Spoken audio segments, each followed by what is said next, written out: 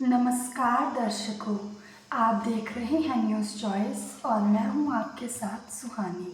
आज हम आपको लेकर चलेंगे हिमाचल प्रदेश के मंडी जिले की उन ऊंची चोटियों की ओर जहां आस्था, रहस्य और प्रकृति का संगम देखने को मिलता है। यह है बड़ा देव कमरू नाग जी की पवित्र झील, जिसे लोग बारिश के देवता के रूप में पूजते हैं। 3,334 मीटर की ऊंचाई पर स्थित यह झील न सिर्फ श्रद्धा का प्रतीक है, बल्कि इसके भीतर छिपे रहस्य इसे और भी अद्भुत बनाते हैं। कहा जाता है कि इस झील के तल में अरबों रुपए की सोना, चांदी और सिक्कों की संपत्ति छुपी हुई है, जो सदियों से भक्तों की अटूट आस्था का प्रतीक है। तो आइए जानते हैं कि देव कमरू नाग जी की वह अद्भुत कथा जो महाभारत काल से जुड़ी हुई है। दंत कथाओं के अनुसार देव कमरू नाग जी वही हैं जो महाभारत काल में रतन यक्ष के नाम से जाने जाते थे। कहते हैं जब रतन यक्ष कुरुक्षेत्र के युद्ध में कौरवों की ओर से शामिल होने जा रहे थे तो भगवान श्री कृष्ण को उनकी शक्ति का अंदाजा था।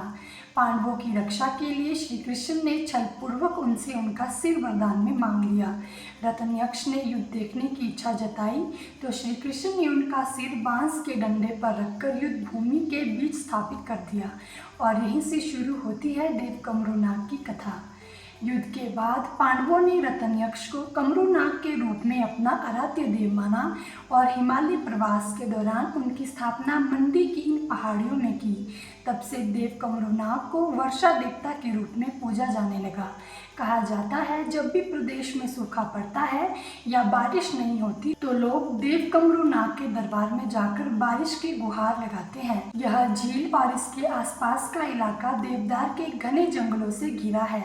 हर साल जून के महीने में यहाँ सराना होली उत्सव बड़े धूमधाम से मनाया जाता है, जहाँ हजारों श्रद्धालु देश भर से पहुँचते हैं। भक्त अपनी मनोकामनाएं पूरी होने की आस्था में झील में सोना, चांदी और सिक्के चढ़ाते हैं।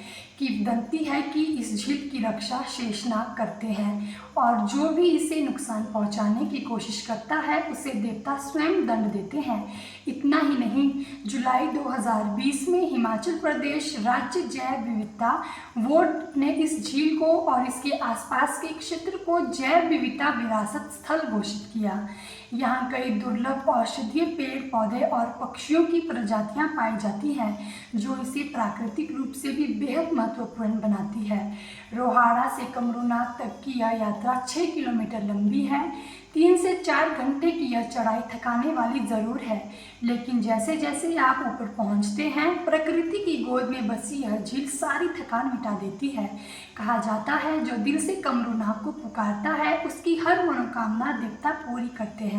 बड़ा देव कमरू नाग जी सिर्फ एक देवस्थल नहीं बल्कि हिमाचल की लोक आस्था, पौराणिकता और प्राकृतिक सौंदर्य का जीवंत प्रतीक है। हर बूंद बारिश में, हर देवदार की खुशबू में और हर श्रद्धालु की प्रार्थना में यहाँ बसते हैं देव कमरू नाग।